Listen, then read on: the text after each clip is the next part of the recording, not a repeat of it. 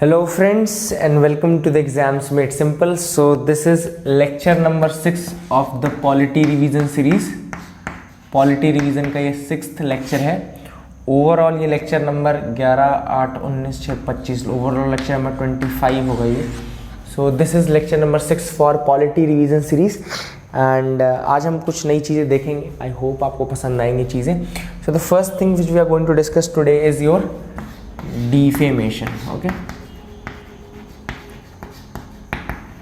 Defamation case जो important है उसका सबसे इम्पॉर्टेंट सेक्शन इम्पॉर्टेंट है. सेक्शन याद रखिएगा, section 499 of IPC and section 500 of IPC. तो section 499 of IPC and section 500 of IPC both relate to this. जो सेक्शन 499 है वो बताता है कि what is defamation, what actually is defamation, and section 500 जो है वो बताता है what is the punishment for defamation. What is the punishment for defamation? तो सेक्शन 499 तो आप सबको पता है डिफेमेशन मतलब किसी की आप अगर you amputate the reputation of that person, amputate the reputation of the person by using some fake words, symbols, action, something like that, तो वो है. Now section 500 says that कि अगर if you are involved in defamation then there can be 2 years of imprisonment, 2 years of imprisonment or fine or both. 2 years of imprisonment, fine or both. Therefore defamation in India is basically your civil as well as a criminal offense. अब एक important चीज़ और कि recently there was a Subramanian Swamy versus Union of India case. तो Subramanian Swamy versus Union of India case में Supreme court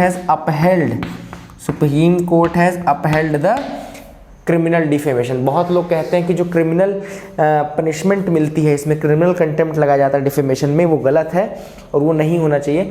so basically Supreme Court in the Subramanian Swamy versus Union of India case it has clearly said that there मतलब उसने uphold किया your criminal defamation. उसने कहा कि नहीं, criminal जो पनिशमेंट दे रहा है 2 साल की फाइन एंड बोथ, ये होनी चाहिए. So that was in the Subramanian Swamy versus Union of India case. ठीक है ना.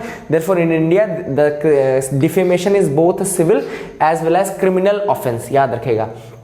so this is your there and recently news में क्या था, because इंडिया ने गूगल के अगेंस्ट डिफेमेशन का केस लगाया था. डिफेमेशन का केस गूगल के अगेंस्ट लगाया गया था. ठीक है ना. so that was the thing why it was in news.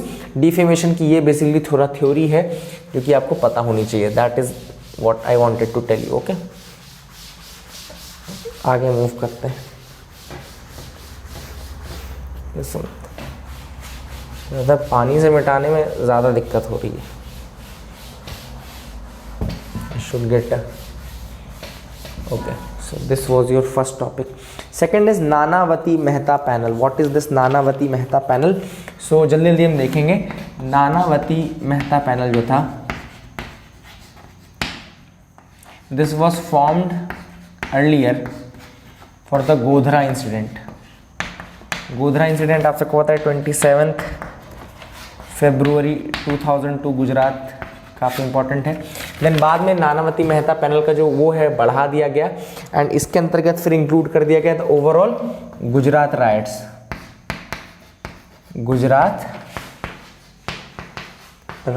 पूरा गुजरात राइट्स को फिर इंक्लूड कर दिया गया. उसके रिगार्डिंग जो भी चीज़ें हैं वो देखेंगे नानावती मेहता पैनल. ठीक है ना. तो ये this was the Nanavati Mehta panel for the Gujarat rights and 2002 में गुजरात में जब दंगे हुए उसके बाद ये पैनल बनाया गया था.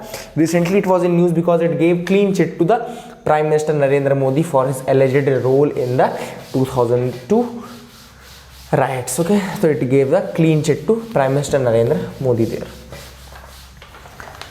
अगली जो न्यूज़ है वो इम्पॉर्टेंट है. अब फंडामेंटल ड्यूटीज़ तो हमेशा ही क्वेश्चन आता है. देखो मैं आपको कुछ चीज़ें बताता हूँ. फंडामेंटल ड्यूटीज़ डीपीएसपी के सारे आर्टिकल पढ़ लेना, क्वेश्चन आएगा ही आएगा. जैसे पूछ लेगा डीपीएसपी कौन से राइट्स को बढ़ाता है, तो डीपीएसपी सोशियो इकोनॉमिक राइट्स के लिए, याद रखिएगा. जो आपका फंडामेंटल राइट्स हैं, fundamental rights they are basically for the political equality और पॉलिटिकल राइट्स, उसमें पॉलिटिकल राइट्स की बात है. लेकिन सोशियो इकोनॉमिक की अगर बात करें तो दैट इज योर डीपीएसपी. और फंडामेंटल ड्यूटीज़ भी न्यूज़ में रहता है। तो फंडामेंटल ड्यूटीज़ टोटल 11 है ना, तो 11 की 11 अच्छे से पढ़ लेना। This is my serious request for you people that please read the 11 duties right now. अभी आप पढ़ लो, अपनी नोट्स में ऐड करो वो सारे डीपीएसपी के आर्टिकल, जो आर्टिकल 37 से लेकर के आपके 51 तक आर्टिकल है, वो प्लीज़ एक बार अच्छे से पढ़ लेना। Please read these article. एक क्वेश्चन श्योर शॉट आपका आएगा ही आएगा, ठीक है ना, श्योर शॉर्ट क्वेश्चन आपका आएगा। फंडामेंटल ड्यूटीज के बारे में जैसे कि 76 में 1976 में 42nd कॉन्स्टिट्यूशनल अमेंडमेंट एक्ट से आया था। They are not enforceable by law, law enforce नहीं करता है ना डीपीएसपी को, ना ही फंडामेंटल ड्यूटीज को। They are not enforceable by the law. याद रखिएगा, जो इनिशियल फंडामेंटल ड्यूटीज आई थी उसमें 10 ही ड्यूटीज थी। Only 10 duties were taken in the initial set of fundamental duties, 10 duties थी। ओके, उसके बाद जो 86th कॉन्स्टिट्यूशनल अमेंडमेंट एक्ट था विच केम इन 2002, उसने एक 11th ड्यूटी भी इंसर्ट की, जिसमें कि 6 से 14 साल तक के बच्चों को स्कूल एजुकेशन प्रोवाइड करने के लिए बोला गया। राइट टू एजुकेशन जब आया, इसने कि आर्टिकल 21A आपका फंडामेंटल राइट टू एजुकेशन का जो आर्टिकल है, तो 86th कॉन्स्टिट्यूशनल अमेंडमेंट एक्ट 2002 में आया। उसके तहत आपका 6 to 14 साल के बच्चों तक के लिए एजुकेशन वाले जो बात है वो उसमें की गई। तो that was the 11th duty added for the parents and all. तो उसके पहले 10 ही ड्यूटीज थी। आप मेरे को एक बार कमेंट सेक्शन में please tell me what are the 11 duties and article 37 से लेकर के प्लीज 51 आर्टिकल तक पढ़ लीजिएगा एंड मुझे कमेंट सेक्शन में बताइएगा कि आपने पढ़ लिया है कि नहीं पढ़ लिया। This there will be a sure short question on that also, sure short question आएगा उसमें से। जैसे कि एक चीज़ और मैं चलो फन फैक्ट बताता हूँ, जैसे वर्ड कैबिनेट, अगर आपसे पूछा है कि वर्ड कैबिनेट क्या कॉन्स्टिट्यूशन में कहीं पे है, यस इट इज़ देयर। ये वर्ड ऐड हुआ था 1978 में bye the 44th constitutional amendment act in article 352।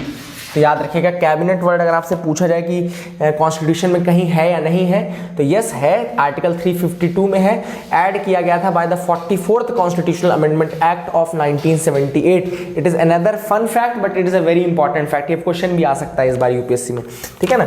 अगला जो न्यूज़ है वो था आंध्र प्रदेश दिशा bill.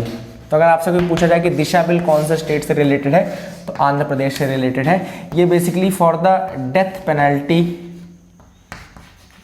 Penalty in case of rape, for rape convicts. Okay, और ये कहा गया कि ये 21 डेज में ये केस का निपटारा होगा, और अगर अपील होती है तो 3 मंथ के टाइम पीरियड के अंदर अपील का निपटारा भी किया जाएगा इन केस ऑफ अपील के केस में 3 मंथ, और ओवरऑल जो जजमेंट है वो 21 दिनों में आना चाहिए। आंध्र प्रदेश का दिशा बिल है।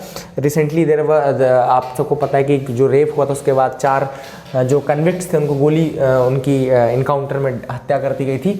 सो दैट वाज अनदर थिंग, वो भी हम पढ़ेंगे, उसके लिए भी कमीशन बना है तो वो भी हम पढ़ेंगे। Now next is very important, IFSC authority bill.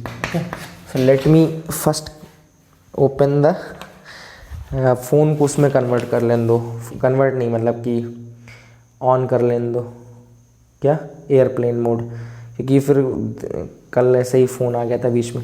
So yes, we are talking about IFSC यानी कि international financial services centre, international financial services centre authority bill 2019। तो international financial service centre bill जो बोलता है वो बोलता है it will set up a body जिसका नाम रहेगा international financial service centre authority. ये अथॉरिटी जो बनेगी वो फाइनेंशियल सर्विसेज को हैंडल करेगी। फाइनेंशियल सर्विसेज, जो इंटरनेशनल फाइनेंशियल सर्विसेज हैं या फाइनेंशियल जो प्रोडक्ट्स हैं, फाइनेंशियल प्रोडक्ट्स हैं जैसे कि सिक्योरिटीज़ हो गई, financial securities from the international markets, ये सारी चीज़ों को हैंडल करने के लिए बनाया गया है बॉडी बेसिकली, ठीक है ना। इसमें 9 मेंबर रहेंगे, 9 members will be there. 9 members में एक तो आपका रहेगा chairperson, okay, 1 chairperson will be there. एक member from each of RBI, SBI, IRDA, PFRDA। कितने हो गए आपका? एक होगा चेयरपर्सन, एक होगा RBI से, SBI से, एक IRDA से, एक PFRDA से, 4 और एक 5, प्लस 2 मेंबर जो रहेंगे वो मिनिस्ट्री ऑफ फाइनेंस के रहेंगे, 2 members from ministry of finance and plus 2 members nominated by a search committee. एक सर्च कमेटी 2 मेंबर रिप्रेजेंट करेगी। तो 2 2 4 4 8 1 9, तो ये हो गया 9 मेंबर। इनका जो टर्म रहेगा वो रहेगा 3 साल का। 3 years term will be there for the international financial services centre authority की जो मेंबर्स रहेंगे उसका जो टर्म रहेगा वो 3 साल का रहेगा। 9 मेंबर्स रहेंगे, एक चेयरपर्सन रहेगा, 4 मेंबर आरबीआई, एसबीआई, आईआरडी और पीएफआरडीए से रहेंगे, 2 मिनिस्ट्री ऑफ फाइनेंस से रहेंगे, 2 सर्च कमेटी रिकमेंड करेगी। तो these will be the 9 members. Financial services, financial products को बेसिकली हैंडल करने के लिए बनाई गई है ये authority. So that is the thing which is important. I hope you got clarity. Reappointment होगा कि नहीं, क्या मेंबर्स का रीअपॉइंटमेंट होगा या नहीं होगा?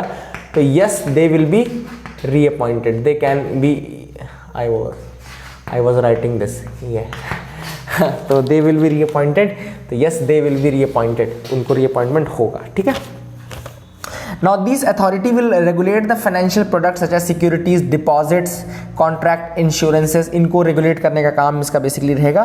और all the transactions, सारे जो transactions होंगे वो उस करेंसी में रहेंगे, उस फॉरेन करेंसी में होंगे जैसा कि अथॉरिटी बताती है। तो अथॉरिटी जिस करेंसी को बोल देगी किस करेंसी में ट्रांजेक्शन्स होंगे उसी करेंसी में ट्रांजेक्शन्स करने पड़ेंगे। तो this was something from this page जो हमने भी उठाया था। अब अगले पेज में जो मैंने पॉइंट्स लिखे हैं वो देख लेते हैं। सबसे पहले आर्टिकल 332 न्यूज़ में था। Article 332 is basically for the reservation of seats for SC, scheduled caste, scheduled tribe in legislative assembly of states। Okay, याद रखिएगा ये आर्टिकल 332 है, reservation of seats for SC ST in legislative assembly of the state. इसमें जो इसका section 1 है वो बोलता है reservation of seats will be there for SC and ST for the legislative assembly of states except for the scheduled tribe areas of Assam, then your Nagaland and Meghalaya. तो ये याद रखना कि आर्टिकल 32 में जो स्टेट्स हैं जहाँ पे एक्सेप्शंस दिया है वो है ST areas of Assam, Nagaland and Meghalaya, ठीक है ना। तो याद रखिएगा आर्टिकल 332 का जो सेक्शन 1 है वो बोलता है except for the scheduled tribe areas of Assam, Meghalaya and Nagaland. तो ये भी आपको बता देना ज़रूरी था जो कि न्यूज़ में था, ठीक है ना। इसके अलावा अगर आपसे पूछा जाए कि क्या असम के ऑटोनॉमस डिस्ट्रिक्ट्स में रहेगा, तो यस, असम के ऑटोनॉमस डिस्ट्रिक्ट्स में रिजर्वेशन रहेगा, असम के ऑटोनॉमस डिस्ट्रिक्ट्स में रिजर्वेशन रहेगा उसी तरीके से। लेकिन जो आपके शेड्यूल्ड ट्राइब एरियाज हैं असम, मेघालय ने उसके नागालैंड के, वहाँ पे SC ST रिजर्वेशन जो इस तरीके का है, SC रिजर्वेशन जो रहेगा आई थिंक प्रॉपर वो नहीं रहेगा, ठीक है ना। तो आर्टिकल 332 आपको बता दिया। What is this? Director general of civil aviation. तो this is a regulatory body, it's a regulatory body. अगर आपसे मिनिस्ट्री पूछी जाए तो मिनिस्ट्री है मिनिस्ट्री ऑफ सिविल एविएशन।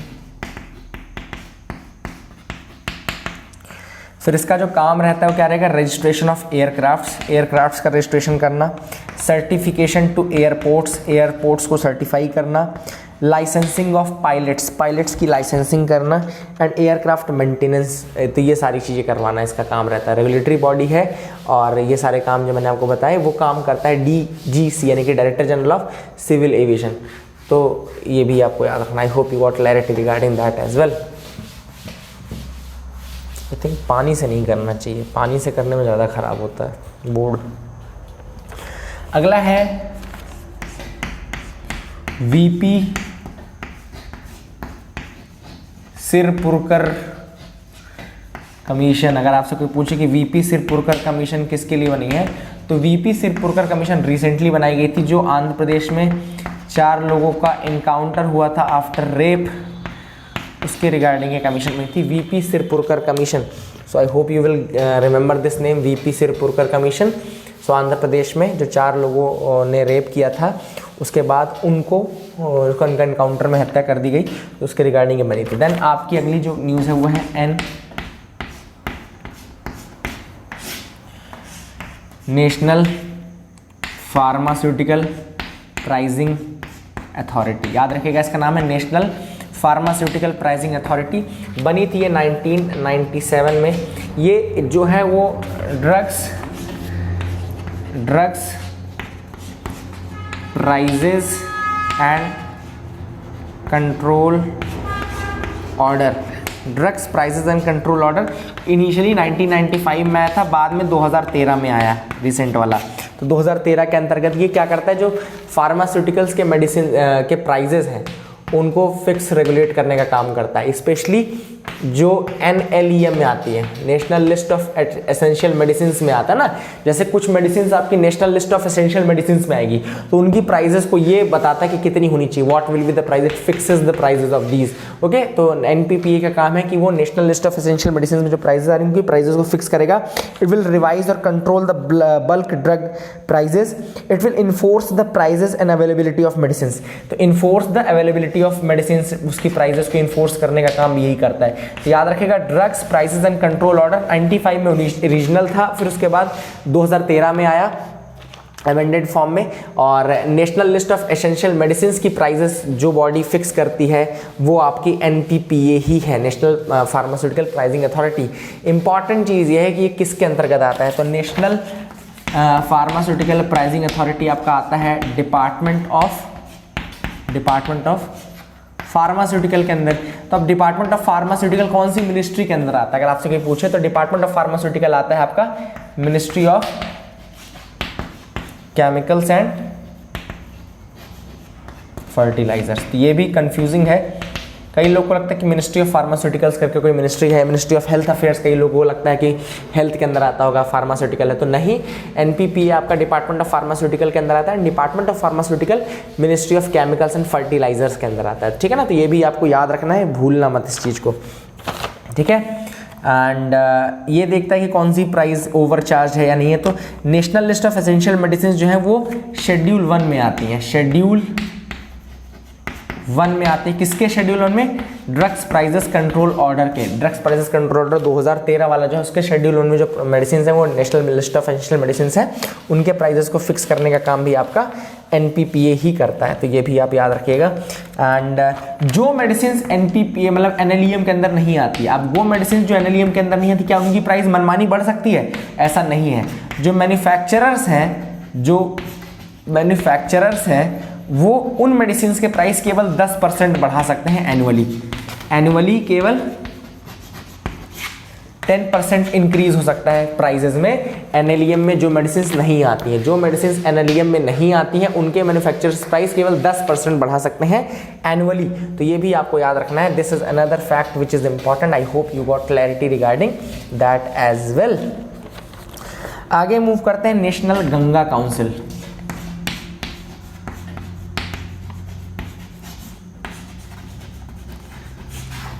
आप लोग की कॉपी वॉपी कुछ भर रही है, मतलब जो आपको मैं बता रहा हूँ उससे आपका कुछ रिवीजन हो रहा है? कुछ कॉपी भी भर रही है तो बताना मेरे को कि कितनी किसकी भर गई, तो दैट उससे हम देखेंगे कि हमने कितना आपको बताया।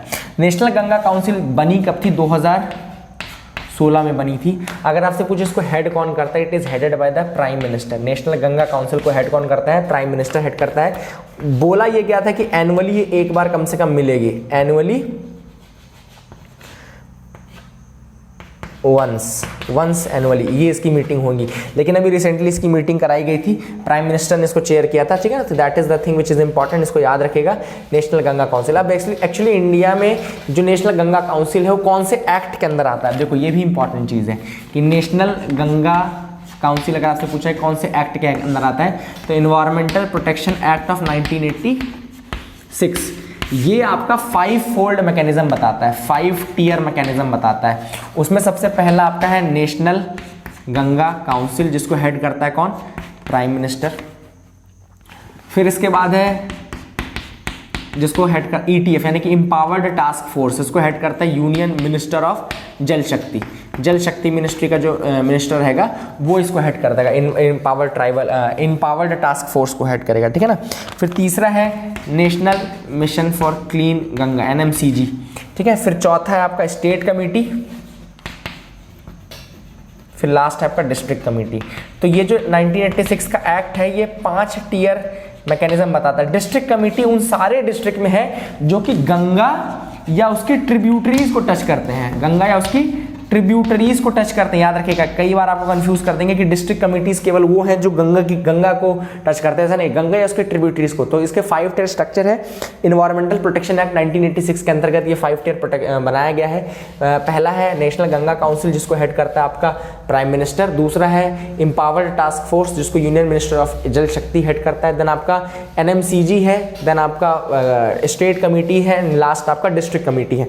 ये 5 टियर स्ट्रक्चर है इन्वायरमेंटल प्रोटेक्शन एक्ट 1986 के अंतर्गत। तो I hope you got clarity regarding that as well, आपको समझ में आ गया होगा। तो मैं एक बार थोड़ा सा रिकॉर्डिंग चेक कर लूँ, बीच में करते रहना चाहिए, कई बार ऐसा होता है कि होती नहीं रिकॉर्डिंग, ठीक है ना। तो अभी तक तो प्रॉपरली हो रही है, so it is happening properly. अगला जो न्यूज़ में टॉपिक है वो है प्रिविलेज मोशन। तो अभी कांग्रेस के कुछ उन्होंने मिनिस्टर्स ने, मिनिस्टर क्या होंगे कांग्रेस के, MPs ने प्रिविलेज मोशन दायर किया था। तो what is this privilege motion? तो अगर हम बात करें, पार्लियामेंट में कुछ इम्यूनिटी और कुछ प्रिविलेजेस मिलती हैं। जो भी आपके MPs रहते हैं, they get certain privileges and certain immunities. अब क्या होता है, कई बार जो MPs रहते हैं, दे गिव फेक इंफॉर्मेशन या they try to manipulate the house. तो जब वो फेक इंफॉर्मेशन देते हैं, मैनिपुलेट करते हैं या गलत इंफॉर्मेशन देते हैं, तो ये माना जाता है कि they have breached their privilege और they have breached their immunity. तो उसको ब्रीच माना जाता है। तो कोई भी मेंबर दोनों हाउसेज में प्रिविलेज मोशन लगा सकता है। सबसे इंपॉर्टेंट चीज़ आपको याद रखना है कि जब भी प्रिविलेज मोशन लगेगा तो any member can file a motion. Actually कोई भी मेंबर मोशन फाइल कर सकता है। एंड ये हमेशा किसी रीसेंट इवेंट पे होना चाहिए। ऐसा नहीं होना चाहिए कि आप 6 साल पहले की कोई बात पे बोल रहे हो प्रिविलेज मोशन। इसकी नोटिस 10 बजे के पहले स्पीकर के पास जानी चाहिए। नोटिस के फॉर्म में रहता है, उसके बाद मोशन चलता है। स्पीकर के पास 10 बजे के पहले आपको देनी रहती है। एनी मेंबर, कोई मेंबर दे सकता है। अब ये कौन से हाउस में होता है? लोकसभा, राज्यसभा। तो ये दोनों हाउसेज में होता है, बोथ लोकसभा एंड राज्यसभा। तो दोनों ही लोकसभा राज्यसभा दोनों हाउसेज में होता है। याद रखिएगा, privilege motion, any member can file this privilege motion and ये दोनों ही हाउसेज में होता है, लोकसभा राज्यसभा में। याद रखिएगा। अब इसमें क्या होता है, स्पीकर के पास पावर रहती है। स्पीकर, देखो स्पीकर के पास क्या पावर रहती है कि स्पीकर कैन डिसाइड, या तो स्पीकर डिसाइड कर लेगा और refer the matter to privilege committee, या तो स्पीकर डिसाइड कर लेगा या प्रिविलेज कमेटी के पास भेज देगा। अब जो प्रिविलेज कमेटी है वो that is for both Lok Sabha and Rajya Sabha. Lok Sabha में उसमें 15 मेंबर्स रहते हैं और राज्यसभा में उसमें 10 मेंबर्स रहते हैं। राज्यसभा में उसको डेप्यूटी चेयरपर्सन हेड करता है।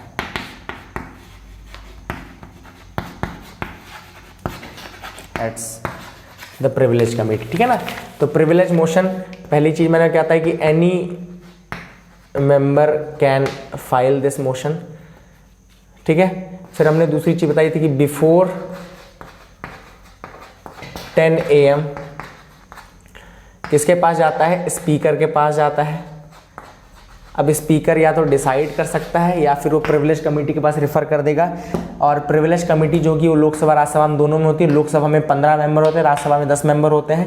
राज्यसभा में उसको डेप्यूटी चेयरपर्सन जो रहता है वो हेड करता है। तो deputy chairperson he heads your privilege committee. This is the privilege का पूरा कंप्लीट आपको मैंने बता दिया, ठीक है ना।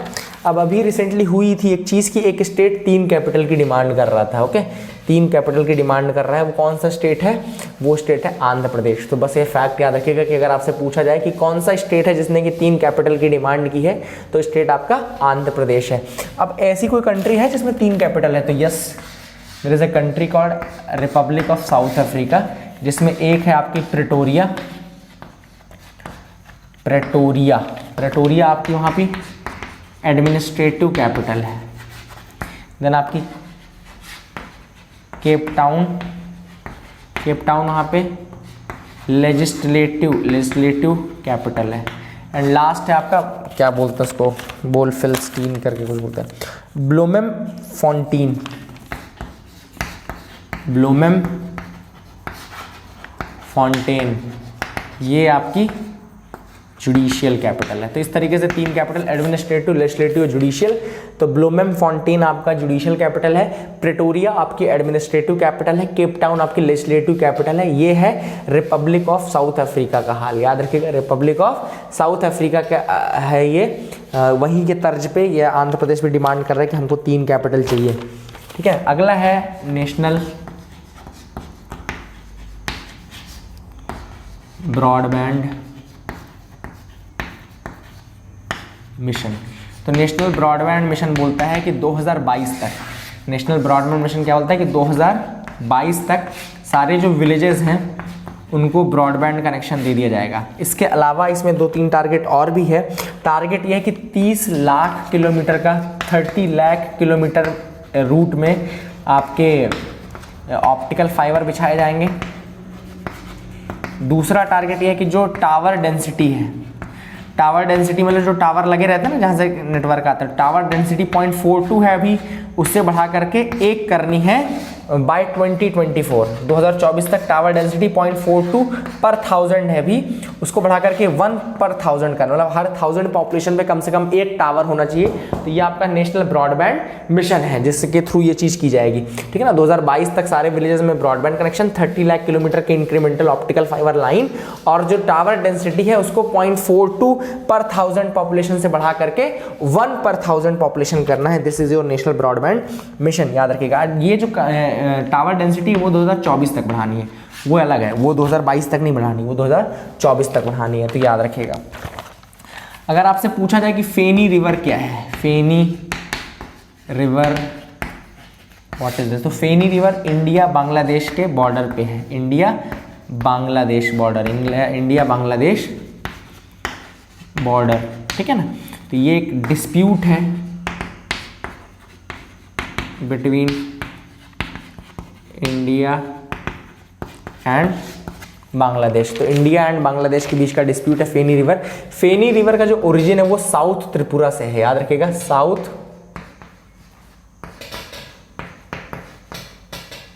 त्रिपुरा। अगर आपसे पूछा जाए कि कहाँ पे इसका ओरिजिन है, तो साउथ त्रिपुरा पे इसका ओरिजिन है। और इसका डिस्प्यूट क्यों चल रहा है, बिकॉज कभी भी ये इसका बेसिकली कोई भी रिवर शेयरिंग एग्रीमेंट हुआ नहीं था, there was no river sharing agreement हुआ नहीं। ये मिलती कहाँ पर, ये बे ऑफ बंगाल में मिलती है, बे ऑफ बंगाल में जाके मर्ज हो जाती है। और इंडिया में ये सबरूम टाउन के पास इंडिया में बहती है, सबरूम इंडिया में आपका सबरूम टाउन इंडिया में, वहाँ से निकलती है, फिर ये बांग्लादेश से पास होती है और फाइनली जाके बे ऑफ बंगाल में मर्ज हो जाती है। तो ये भी आपको याद रखना है कि this is all about your Feni river. और फेनी रिवर का डिस्प्यूट तो आपको याद रहेगा इंडिया और बांग्लादेश के बीच में है, ठीक है ना। इसी तरीके से न्यू मूर आइलैंड भी एक डिस्प्यूट है। तो मैंने आज के न्यूज़ एनालिसिस बताया था न्यू मूर आइलैंड। तो न्यू मूर जो है उसको साउथ तलपत्ती आइलैंड भी बोलते हैं, उसको क्या बोलते हैं, साउथ तलपत्ती आइलैंड। तो साउथ तलपत्ती जो है वो भी आपके लिए क्वेश्चन है। एक एक्स्ट्रा चीज जानना चाहते हो अगर आप, तो हटिया आइलैंड के बारे में पढ़ लेना। What is this Hatia Island? So this is a question to you people. Please do answer. What is this HATIYA Hatia Island? Okay? क्यों न्यूज़ में था, कैसे था, ये आपको बताना है। तो हटिया आइलैंड भी आप पढ़ के मुझे ज़रूर बताना, ठीक है ना। तो ये तो आपका हो गया। अगला मूव करते हैं, देखते हैं और क्या इंपॉर्टेंट है जिसके बारे में जानना है। अगला है क्लासिकल लैंग्वेजेस। तो क्लासिकल लैंग्वेजेस कौन कौन सी हैं? अभी एक्चुअली न्यूज़ में क्यों था कि जो चीफ मिनिस्टर हैं महाराष्ट्र के, उन्होंने लिखा प्राइम मिनिस्टर को कि Marathi should be given the, Marathi को बोला कि मराठी को आप क्लासिकल लैंग्वेज का टैग दो, मराठी वो सारे क्राइटेरिया पूरा करता है क्लासिकल लैंग्वेज के, तो आप दो। बट अभी उसको दिया नहीं गया। याद रखिएगा कि Tamil was the first language to be given classical language in 2004, then Sanskrit was given in 2005, then उसके बाद I think Telugu was given in 2008, then your Kannada was given in 2008, then your Malayalam was given in 2013, and Oriya language was given in 2014। तो 2014 में ये 6 languages अभी तक हैं, Tamil, Sanskrit, Telugu, Kannada, Malayalam, Odia and Marathi को बोला गया है अभी देने के लिए, बट अभी दिया नहीं गया है तो मराठी का भी है नहीं। तो 6 लैंग्वेजेस ही हैं एट प्रेजेंट, भी 6 लैंग्वेज विल बी देयर जिसको क्लासिकल लैंग्वेज का टैग मिला। आपके लिए क्वेश्चन ये है पढ़ने के लिए जो मैं दे रहा हूँ कि what are the conditions for becoming a classical language, what are the conditions? Okay, so please do tell me the conditions for becoming the classical language. This can be one of the question that can be asked. What are the conditions for becoming a classical language? ये आप comment section में जरूर करना। आप लोग answer नहीं करते हो फिर मेहनत पूरी बेकार चली जाती है। तो याद रखिएगा 2 आर्टिकल, एक आर्टिकल 343 है जो कि बोलता है कि Hindi will be the official language of union, लेकिन शुरुआत में जब कॉन्स्टिट्यूशन आया था तो बोला था कि 15 सालों तक के लिए, 15 साल के लिए आपकी इंग्लिश भी रहेगी। ओके, उसका 1963 में आपका एक्ट आ जाता है, आपका इंडियन लैंग्वेजेस एक्ट का, ऑफिशियल लैंग्वेजेस एक्ट 1963, जिसमें फिर इंग्लिश को परमानेंटली बोल दिया गया, इंग्लिश को हिंदी के साथ रखा जाएगा। बट आर्टिकल 343 जो है वो यूनियन में हिंदी को ऑफिशियल लैंग्वेज की बात बोलता है। फिर आर्टिकल 351 है जो कि बोलता है कि there should be steps taken for the promotion of Hindi. तो हिंदी के प्रमोशन की बात आर्टिकल 351 बोलता है, ठीक है ना। मैंने आपको, अगर आपको साइंस वाला पोर्शन याद हो तो मैंने आपको नापा बॉडी के बारे में बताया था, नहीं बताया ना अभी तक? नापा, national anti profiteering body, economy में बताऊंगा मैं आपको आई थिंक। तो नेशनल एंटी प्रॉफिटियरिंग बॉडी है, अथॉरिटी है नेशनल एंटी प्रॉफिटियरिंग अथॉरिटी। ये सेक्शन 171 आपका जो central goods and services tax 2017 का आया है act, central goods and services tax 2017 का एक्ट है। जीएसटी के बारे में जब इकोनॉमी आएगी तो बताएंगे। उसके सेक्शन 171 में ये बॉडी बनाई गई है, ठीक है ना। एक स्टैट्यूटरी बॉडी है नेशनल एंटी प्रॉफिटियरिंग अथॉरिटी। काम क्या करती है, जैसे कि मान लो कभी इंटरेस्ट रेट घटे या कुछ हुआ तो आपको प्राइजेस कम मिलनी चाहिए। तो अगर कोई शॉपकीपर या कोई वो जो प्रोड्यूसर्स हैं, जो मैन्युफैक्चरर्स हैं, वो अगर आपको उसका बेनिफिट नहीं देते हैं और केवल अपने लिए प्रॉफिट रखते हैं तो नापा उनके अगेंस्ट एक्ट करती है। नेशनल एंटी प्रॉफिटियरिंग मतलब वो उनको प्रॉफिट नहीं बनाने देगी। उसका ये कहना है कि अगर प्रॉफिट होता है तो आप कंज्यूमर तक उस प्रॉफिट को ट्रांसफर करो, ठीक है ना। अगला जो है वो है महादाई रिवर डिस्प्यूट। तो महादाई जो रिवर है उसको महादी रिवर भी कहा जाता है, महादी रिवर। और इसमें जब 1-2 रिवर्स मिल जाती हैं तो ये गोवा में पहुंचती है मोंडोवी के नाम से। मोंडोवी, गोवा की 2 फेमस रिवर है, एक मोंडोवी है, दूसरा जुआरी रिवर है, दूसरी रिवर जुआरी है। लेकिन महादाई रिवर जो है वो ये है। महादाई रिवर में जब आपकी 2 रिवर कौन से, कलसा और Banduri, Kalasa and Banduri, these are the 2 tributaries of this river. इनको ये जब इसमें ऐड होती हैं तो मंडोवी बन जाती है। मंडोवी आपकी गोवा में जाती है, ठीक है ना। अगर आपसे पूछा जाए कि महादाई रिवर डिस्प्यूट कौन से स्टेट्स के बीच में है तो याद रखेगा महादाई डिस्प्यूट जो ट्रिब्यूनल है वो 3 स्टेट्स के लिए बनाया गया है। एक है कर्नाटका, दूसरा है गोवा, तीसरा है महाराष्ट्र। तो महाराष्ट्र, गोवा एंड कर्नाटका 3 पार्टीज हैं जो कि महादाई ट्रिब्यूनल में है। महादाई ट्रिब्यूनल जो है वो 2010 में बनाया गया था। महादाई ट्रिब्यूनल 2010 में बनाया गया था। अब जो मेजर इशू है वो क्या है मैं आपको बताता हूं कि एक कलसा बंडूरी प्रोजेक्ट है जो कि कर्नाटका बनाना चाहता है। कलसा बंडूरी प्रोजेक्ट है जो कि कर्नाटका बनाना चाहता है। उसमें क्या होगा, कर्नाटका के 3 डिस्ट्रिक्ट्स हैं, कर्नाटका के 3 डिस्ट्रिक्ट हैं जिसमें पहला नाम है बेलगावी, धारवाड़ और लास्ट है गडग। तो बेलगावी, धारवाड़ और Gadag, these are the 3 districts of Karnataka जहां पर कि पानी की अवेलेबिलिटी के कारण, पानी के लिए जो ड्रिंकिंग वाटर है उसके लिए जो कलसा बंडूरी प्रोजेक्ट है, कलसा बंडूरी प्रोजेक्ट है, उसका पानी, कलसा और बंडूरी दोनों रिवर्स का पानी जो है वो ट्रांसफर करके मालप्रभा नाम की रिवर में, मालप्रभा नाम की रिवर में डाइवर्ट करने की बात की जा रही है। कर्नाटका ये चाहता है कि आप मालप्रभा में पानी ट्रांसफर कर दो, तो मालप्रभा में अगर पानी ट्रांसफर होगा तो मालप्रभा ही इन डिस्ट्रिक्ट्स को पानी देता है। तो कलसा और बंडूरी रिवर से आप ट्रांसफर कर दो, बट कलसा एंड बंडूरी रिवर का पानी अगर घटेगा तो मोंडोवी का पानी भी घटेगा। क्यों? क्योंकि कलसा बंडूरी जो है ट्रिब्यूटरीज है मोंडोवी की, मोंडोवी जाती है आपकी गोवा। तो ये इसलिए एक डिस्प्यूट है जो कि गोवा, महाराष्ट्र और आपके कर्नाटका के बीच में है। 2010 में ट्रिब्यूनल बना था, ये भी याद रखेगा। और कलसा बाउंड्री प्रोजेक्ट जो स्टार्ट करने की बात की थी कर्नाटक ने, वो 1989 में ही कर दी थी। तो 1989 में ही प्रोजेक्ट को स्टार्ट करने की बात की गई थी। तो I hope you got clarity regarding that as well. तो आज का जो news analysis part, sorry news analysis तो नहीं है ये आपका जो रिवीजन सीरीज़ का लेक्चर है वो अभी हम एंड करेंगे। ओके 35 मिनट्स से ऊपर का वीडियो बन चुका है, तो that will be a good thing. तो आई होप आपने कुछ अच्छा सीखा होगा and please keep loving us, keep sharing अस, और इसी तरीके से आप अपना प्यार हमको देते जाइए एंड बहुत जल्दी आपका रिवीजन हो जाएगा। जो कोई ऐसा नहीं है कि बहुत ज़्यादा चीज़ें बची हुई हैं, तो अब ये तीसरा जो पॉलिटी है वो भी हम जल्दी जल्दी, आज छठवां लेक्चर हो गया, आई थिंक 3 लेक्चर और बनेंगे, तो 6 से 9 लेक्चर के बीच में आपका पॉलिटी भी कंप्लीट हो जाएगा। तो ऐसे ही अच्छा हम कर रहे हैं, बहुत अच्छा प्रयास है और अच्छे से हमने 3 सब्जेक्ट कंप्लीट किए हैं। और अब जब रिवीजन सीरीज हम मेंस की स्टार्ट करेंगे तो हम बड़े बड़े टॉपिक्स बढ़िया देखेंगे, है ना। तो I hope you people will be there, वहाँ पे हमको ज्वाइन करोगे, तब हम बहुत बड़े लेवल पे देखेंगे कि इसका क्या इम्पैक्ट इंडिया पे पड़ेगा, क्या वहाँ पे, तो सारे टॉपिक्स आपके अच्छे से क्लियर करवाएंगे। So I hope you people will enjoy it. Thank you and have a nice day.